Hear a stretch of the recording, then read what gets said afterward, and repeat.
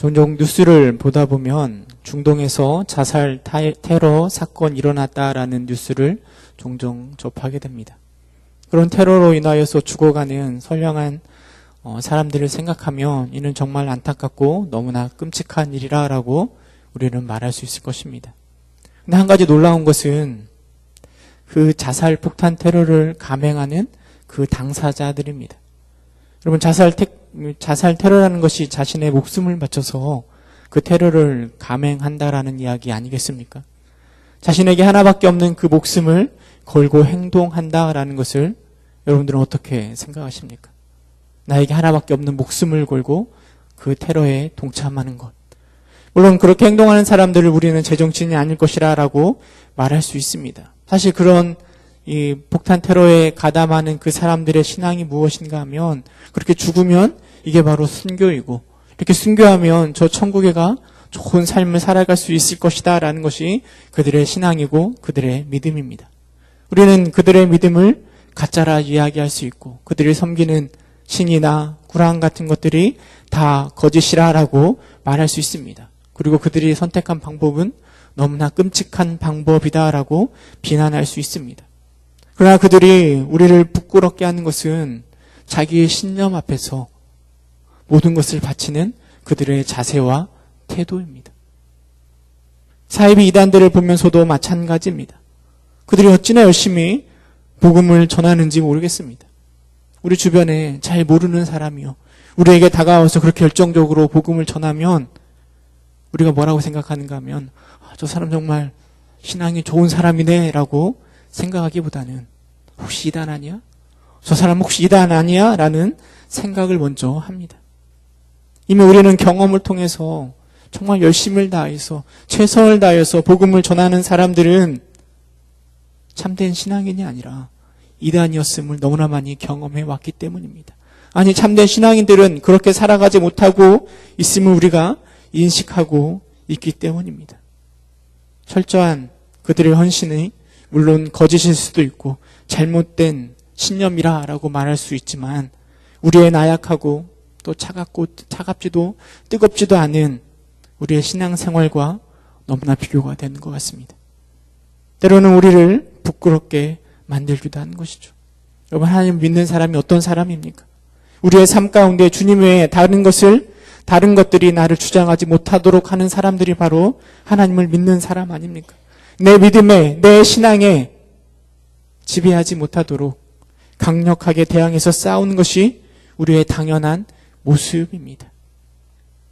그런데 자꾸만 자신의 만족을 부추기는 세상 가운데 우리는 조금이라도 손해가 된다면, 조금이라도 피곤해지게 된다면 자꾸만 모른 체 하거나 멀리하고 있지는 않습니까? 심지어는 우리 안에 계시는 하나님과 부딪히고 하나님을 싫어하는 것임을 뻔히 알고 있음에도 불구하고 그것들을 죽이는 것이나 억제하는 것에 그냥 포기한 채 내버려 두고 있지는 않습니까? 도대체 우리 안에 무엇이 문제일까요? 도대체 어떻게 하면 우리가 그리스도를 향한 열정들로 활활 타올라서 저 신천지에 있는 사람들보다 자살 테러도 두려워하지 않는 무슬림보다 더 하나님을 섬길 수 있을까요? 그 대답을 오늘 사도 바울의 권면 속에서 함께 찾아보고자 합니다. 오늘 우리가 읽은 본문에 보면 바울은 우리에게 분명하게 이야기합니다. 은혜를 입은 자라면, 하나님을 믿는 자라면 5절에 땅에 있는 지체를 죽이라 라고 이야기합니다. 와서 죽으라, 땅에 있는 지체를 죽이라 라고 우리에게 단호하게 말하고 있습니다. 물론 죽어야 하는 것이 우리의 생명을 말하는 것은 아닙니다. 그러나 우리 안에 그리스도의 영광을 빼앗아가는 것, 우리 안에 우리의 믿음을 흔들리게 하는 것들, 그 모든 것들을 반드시 없애고 그것들이 내 신앙을 흔들지 못하도록 그것들을 죽이라 하라고 바울은 그렇게 우리에게 권면하고 있는 것입니다. 여러분, 이 바울의 권면을 좀 더 깊숙이 생각해 보고자 합니다. 여러분, 왜 우리는 땅에 있는 지체를 죽여야만 하는 걸까요? 왜 바울은 우리에게 그렇게 강력하게 권면하는 걸까요? 하나님을 믿긴 하지만 좀 편안하게 살아가면 안 됩니까? 좀 편안하게 신앙생활하면 안 될까요? 왜 굳이 그렇게 피곤하게 신앙생활해야 되는 걸까요? 그것은 우리가 누구인지, 하나님께서 우리에게 부어주신 쥐, 우리의 모습이 어떤 모습인지를 알게 될 때 죽어야 하는 타당한 이유를 발견하게 되는 것입니다. 뿐만 아니라 우리가 누구인지를 분명하게 할 때 그냥 단순히 죽는 것에서만 끝나는 것이 아니라 우리의 땅에 있는 지체를 죽이려고 하는 그 열정이 회복될 수 있을 것이라 저는 확신합니다. 그렇다면 우리는 누구일까? 여러분, 우리가 어떤 사람입니까? 1절에 보면 바울이 이야기합니다. 그러므로 너희가 그리스도와 함께 다시 살리심을 받았으면이라고 이야기합니다. 그리스도와 함께 무엇을 받았다고요? 살리심을 받았으면. 여러분, 그리스도와 함께 살리심을 받았다라는 것이 무엇이겠습니까? 그리스도와 함께 더불어 부활하였다, 다시 살아났다라는 것 아니겠습니까? 근데 생각해 봐야 될 것은, 여러분, 우리가 부활하기 위해서는 우리는 먼저 죽어야 됩니다. 죽지도 않은 우리가 부활할 수 없는 것입니다. 아직 우리에게 부활을 이야기하는 게 조금 시기상조인 것 같은데 바울은 뭐라고 얘기하는가 하면 다시 살리심을 받았으면이라고 이야기합니다. 그러니까 이미 부활했으면이라고 과거형으로 표현하고 있습니다. 죽지도 않은 우리들에게 이미 부활했다라고 말하고 있는 것이죠. 여러분, 바울이 이렇게 말하는 이유가 무엇일까요? 그것은 앞에 2장에서 기록하고 있는 바울의 2장의 내용들을 좀 살펴보면서 3장을 오늘 이 말씀을 생각해 보면 보다 더 쉽게 이해할 수 있는 것 같습니다. 2장의 앞부분에 보면 무엇을 이야기하고 있는가 하면 우리가 받은 세례에 대해서 이야기하고 있습니다. 아마 이곳에 계신 모든 분들은 다 세례를 받으셨을 것이라 생각되어집니다. 여러분, 세례가 무엇입니까? 죽었다가 다시 살아나는 게 세례 아니겠습니까? 물론 우리가 세례를 받았다고 해서 우리 육신이 죽은 건 아닙니다. 그러나 세례는 예전에 우리의 삶, 예전에 죄악 가운데 놓여있던 우리의 삶의 죽음을 선포하는 것이 바로 세례입니다. 이제는 완전한 새 사람으로 거듭났음을, 그래서 예전의 삶을 더 이상 붙들지 않고 오직 예수 그리스도만을 붙들고 살아가겠다. 이 고백이 바로 세례 아니겠습니까? 골로새서 2장 12절에 이렇게 이야기합니다. 너희가 세례로 그리스도와 함께 장사되고 또 죽은 자들 가운데서 그를 일으키신 하나님의 역사를 믿음으로 말미암아 그 안에서 함께 일으키심을 받았느니라. 그럼 우리는 그리스도와 함께 연합하여서 장사된 자, 죽은 자입니다. 그리고 그리스도와 더불어 새로운 사람, 새 사람이 되었습니다. 이전 것은 지나갔으니 보라, 새 것이 되어뒀다. 이게 바로 오늘을 살아가는 우리의 모습입니다. 갑자기 불어난 물로 인해서 조난당한 사람들을 헬리콥터가 구조하는 모습들을 이번 여름에 많이 봤는데요. 그처럼 우리는 그리스도로 인하여서 죽을 수밖에 없는 그 죽음의 수렁에서 구조를 받은 사람들입니다.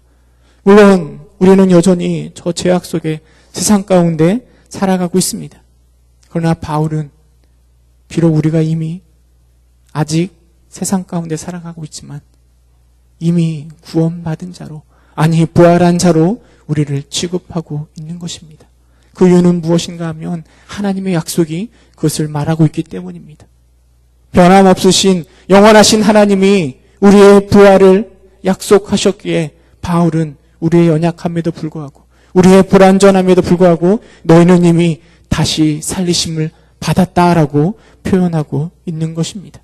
이게 바로 우리가 갖고 있는 지위이고 특권입니다. 뿐만 아니라 1절 하반절에 보면 이렇게 이야기합니다. 거기는 그리스도께서 하나님 우편에 앉아 계시느니라.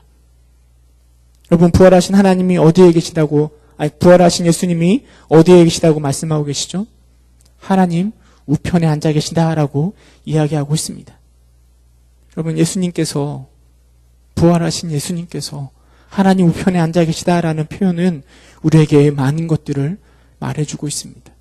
여러분, 예수 그리스도가 무엇을 하셨는가 하면 우리의 모든 죄악을 짊어지시고 하나님 앞에 나아갔습니다. 우리의 모든 죄악을 가지고 하나님 앞에 나아갈 때 하나님께서는 그리스도를 통하여 우리의 모든 죄악을 해결해 주셨습니다. 해결받았기에 그가 하나님 우편에 앉아 있을 수 있는 것입니다. 그가 짊어지신 우리의 모든 죄악이 그리스도의 십자가의 보혈의 능력으로 다 해결되었음을 표현하고 있는 것입니다. 특별히 히브리서 기자는 이 예수님께서 위대한 제사장으로 하나님 우편에 앉아 계시다라는 것을 보다도 굉장히 강조하면서 이렇게 표현하고 있습니다. 우리 히브리서 10장 11절 12절 함께 읽어보도록 하겠습니다. 시작. 제사장마다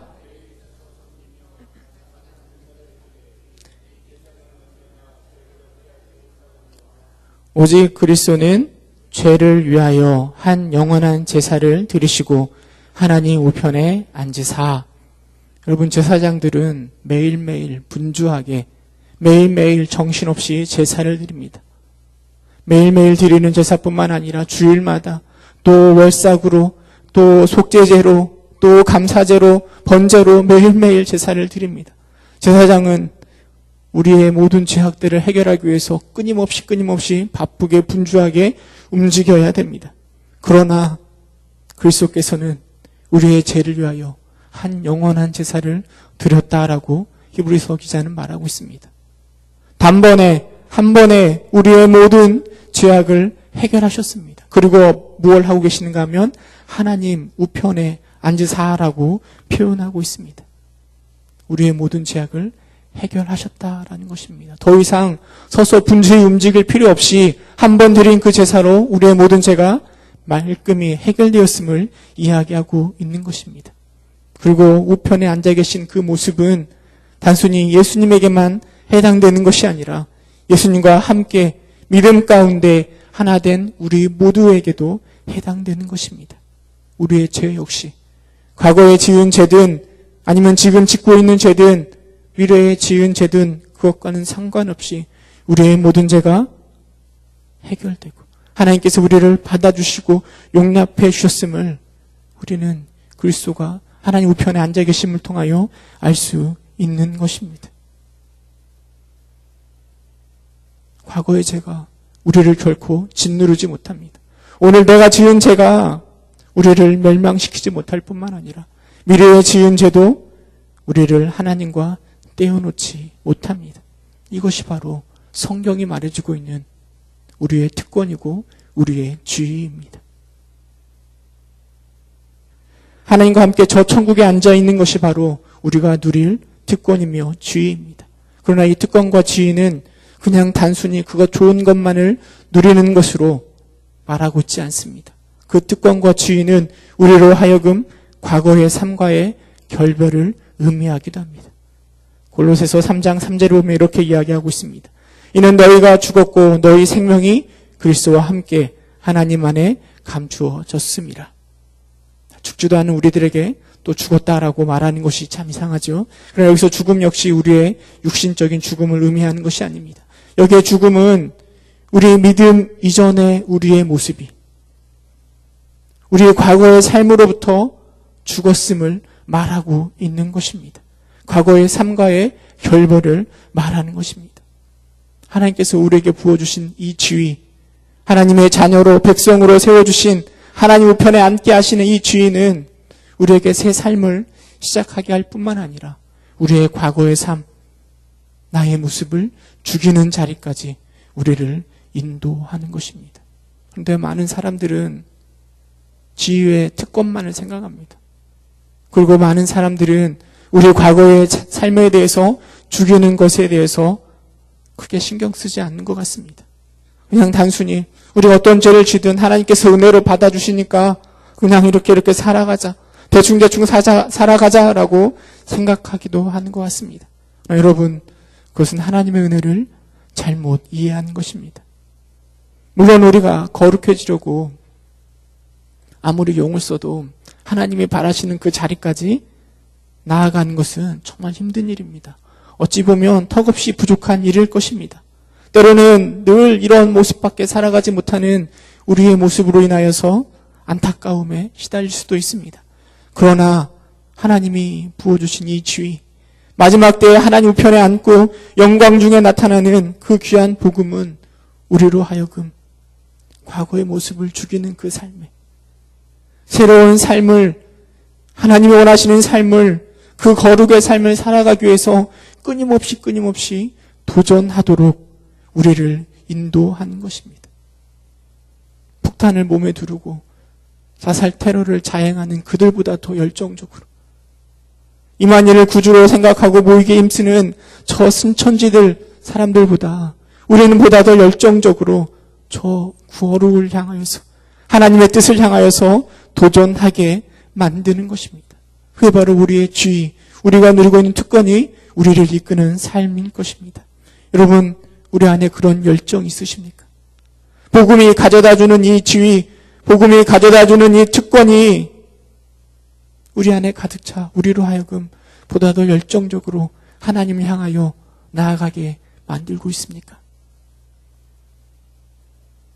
바울은 골로새 교인들 뿐만 아니라 이곳에 서 있는 우리들에게 다시금 권면하고 있습니다. 하나님이 주신 그 지위로 인하여 그 열정을 회복하고 오늘도 끊임없이 도전하라. 강력하게 권면하고 있는 것입니다.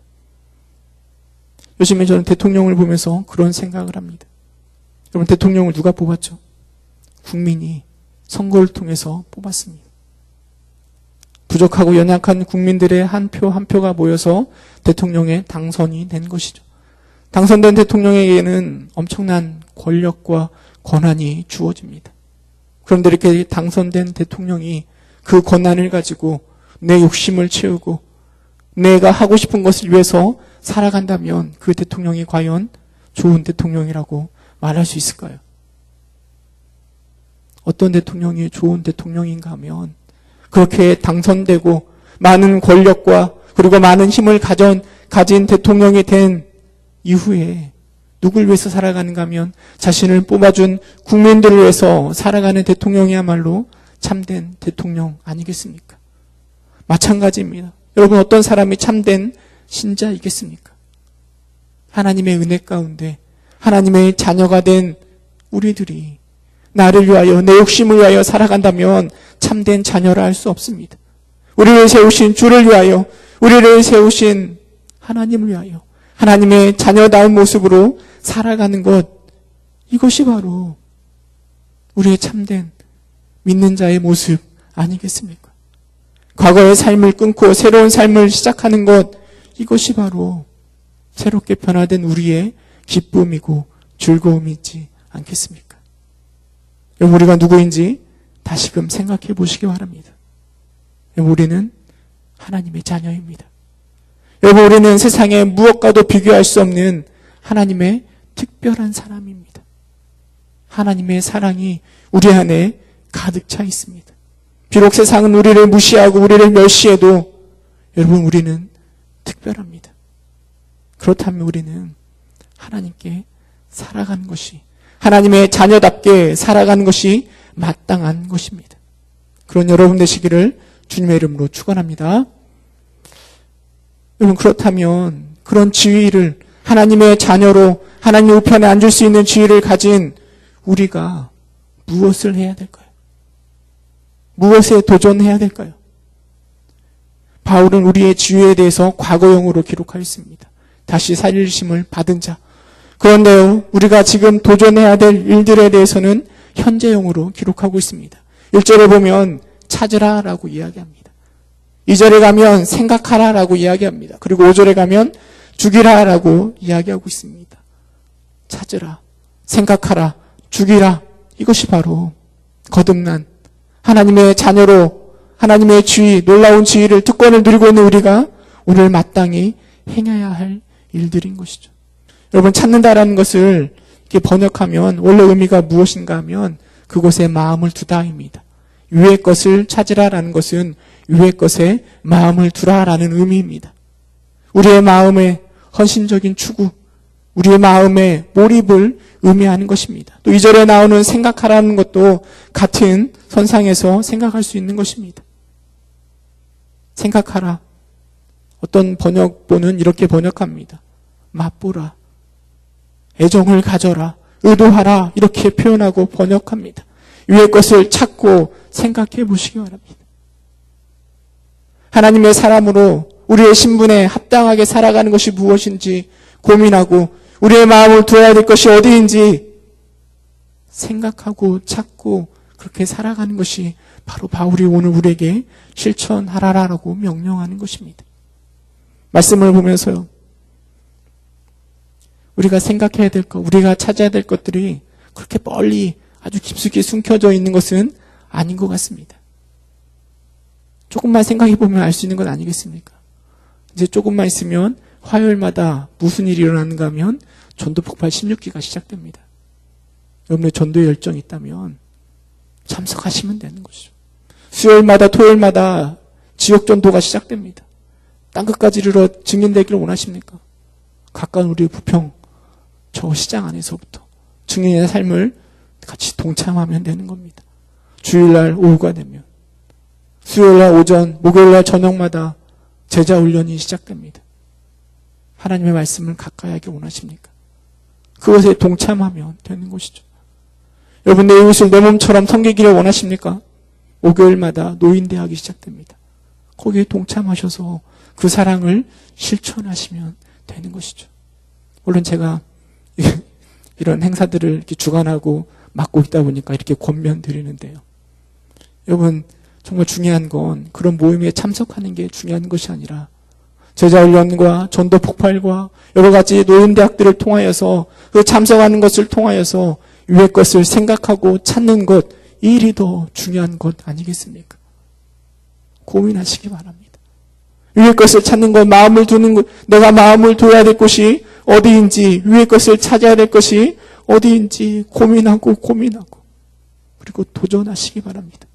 뿐만 아니라 바울은 5절에 우리에게 이렇게 권면합니다. 우리 3장 5절 함께 읽어볼까요? 3장 5절, 골로새서 3장 5절 함께 읽도록 하겠습니다. 시작. 그러므로 땅에 있는 지체를 죽이라. 곧 음란과 부전과 사욕과 악한 정욕과 탐심이니 탐심은 우상 숭배니라. 바울은 우리에게 죽이라라고 이야기하고 있습니다. 죽이라라는 표현이 조금 과격하게 느껴질 수도 있습니다. 우리의 생명을 죽이라는 의미가 아니잖아요. 그러나 바울은 우리에게 강력하게 권면하는 것입니다. 물론 좀 부드럽게 억제하라, 조심하라 이 정도로 표현할 수도 있겠죠. 그러나 바울은 우리에게 그렇게 말하는 것이 아니라 죽이라. 그 과거의 삶을, 우리 안에 가득 차 있는 욕심을, 정욕을 죽이라라고 강력하게 우리에게 이야기하고 있습니다. 왠지 아십니까? 죄의 결과가 바로 죽음이기 때문입니다. 죄의 결과가, 우리 안에 남아있는 죄의 결과가 우리를 죽음의 자리로 인도하기 때문에 바로 우리에게 이렇게 강력하게 말하고 있는 것입니다. 여러분, 당뇨병이 왜 무서운지 아십니까? 당뇨병에 걸린 당뇨병 환자에게 발에 상처가 나면 상처가 잘 아물지 않는다고 하더라고요. 고통도 없대요. 근데 조금씩 시간이 지나면 그 부위가 썩기 시작하고 괴사한다고 합니다. 근데 내버려 두면 그 괴사하는 부위가 점점점 커져가기 때문에 그것을 발견하면 치료가 안 되면 그 자리를 과감하게 잘라내야 된다고 합니다. 속히 잘라내지 않으면 발가락만 자르면 될 것을 발목을 잘라내고 다리를 잘라내고까지 나아가기 때문에 당뇨병이 무섭다라고 이야기하더라고요. 여러분, 죄도 마찬가지입니다. 그 결과가 무엇인지, 하나님의 백성으로 그런 삶을 동행할 수 없음을 우리가 너무나 잘 알고 있다면 그 죄에 대해서 우리는 단호해야 합니다. 인정사정 볼 것 없이 단칼에 잘라내야 됩니다. 그럴 때 우리는 하나님이 의도한 삶을 살아갈 수 있는 것입니다. 예수님께서도 동일하게 말씀하셨습니다. 마태복음 18장 8절 9절 함께 읽어볼까요? 마태복음 18장 8절 9절 함께 읽도록 하겠습니다. 시작. 찍어내리라. 장애인이나 다리 저는 자로 영성에 들어가는 것이 두 손과 두 발을 가지고 영원한 불에 던져지는 것보다 나으니라. 만일 내 눈이 너를 범죄하게 하거든 빼어내버리라. 한 눈으로 영생에 들어가는 것이 두 눈을 가지고 지옥불에 던져지는 것보다 나으니라. 예수님께서 우리에게 이렇게 말씀하시는 거죠.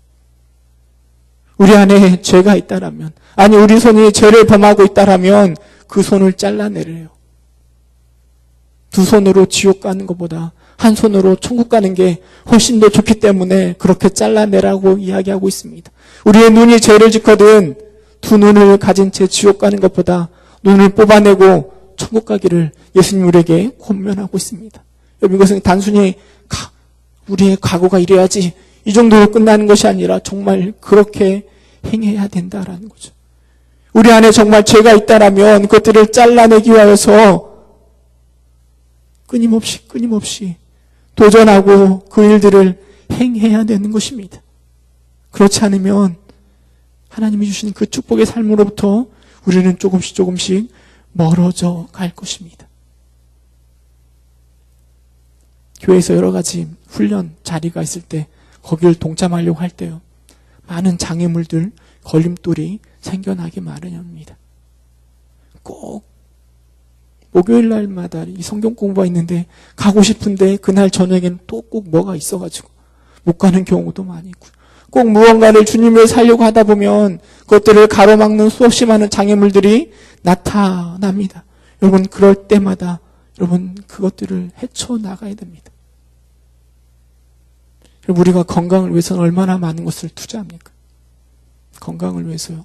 많은 사람들은 다이어트도 하고요, 운동도 하고요, 헬스도 끊고요, 좋은 것 먹으려고 얼마나 많은 것들을 투자하는지 모르겠습니다. 몸에 좋다고 하면, 몸에 안 좋다고 하면 요즘에 계란이 잘 안 먹어지잖아요.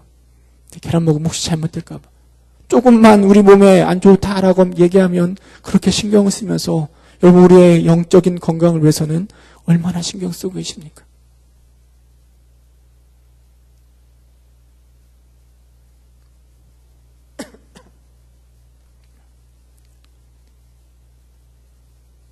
조금만 생각을 바꾸면, 아니 우리 영혼의 가치가 얼마나 귀한지를 다시금 우리에게 되새기면, 아니 하나님께서 우리에게 부어주신 그 자녀의 직분이 어떤 것인지 조금만 우리가 깨달으면 우리가 그 안에 투자할 수 있는 것입니다.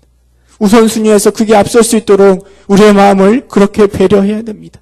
아니 내 믿음을 누군가가 흔드는 것들이 있다면 우리는 단호하게 그것들을 잘라내려고 도전하는 것입니다. 그렇게 사는 것이 바로 정말 그리스도인의 자세이고 모습 아니겠습니까? 그런 삶을 살아가실 수 있기를 주님의 이름으로 축원합니다.